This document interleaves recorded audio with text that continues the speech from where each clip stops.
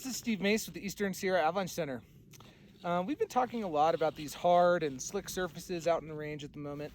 And one of the tools we can use to set ourselves up for success are our ski crampons. Now, if you haven't had these before, it's important that you get the right size. They come in a variety of widths depending on the ski that you're using. And also that you get the one that works with your binding. They are very specific to the type of binding that they attach to. So when in doubt, go to the shop. Your local shop can definitely help you find the right ones for your ski. Now, I like to have these handy and easy to access. So if I suspect that there's going to be hard and slick surfaces out there, I might actually throw them onto the outside of my backpack. I have a carabiner here on the waistband of my backpack that I might attach them to just so I have them easy to access so that I have them when I need them. And another thing I think about is that I want these on my ski before I need them. So I'm going to attach them in lower angle, less consequential terrain before I enter into that steeper, higher consequence terrain where it's going to be a lot harder and less safe for me to attach them to the skis. So when we're putting them on the skis, it's always easiest and safest just to take your skis off to attach them. So I do it one at a time, and depending on how they attach, I'll just slot them into the slot here, and then boom, they're on the ski. I can put it back on my foot and I'm ready to go. So when we're moving with our ski crampons here, the way these work is that they pivot and kind of skitter across the top of the snow as we're striding forward. And then when I step on it, my boot helps to engage the spikes of the ski crampon into the snow and get a lot more traction out of the snow when I step onto that ski.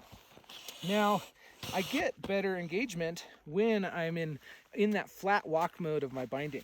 If I increase the walk mode levers, so if I put in those higher heel lifters, it's going to actually get less engagement out of my crampon.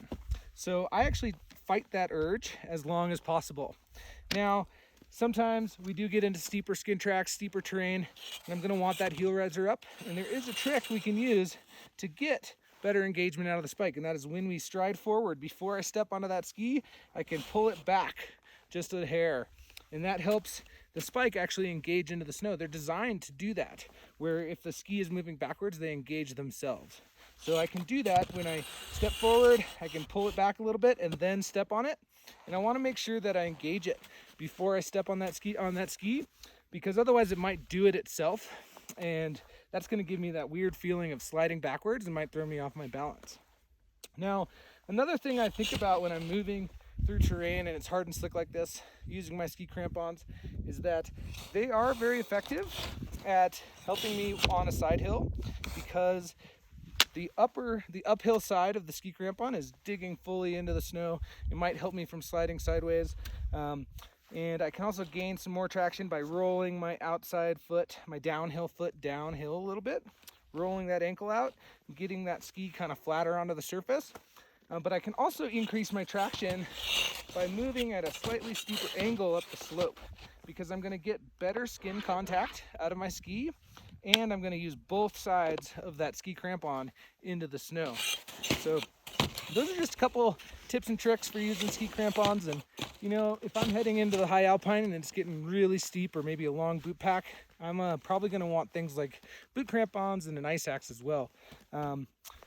But no matter where we're traveling or how we're choosing to do it, enjoy this beautiful weather and be safe out there.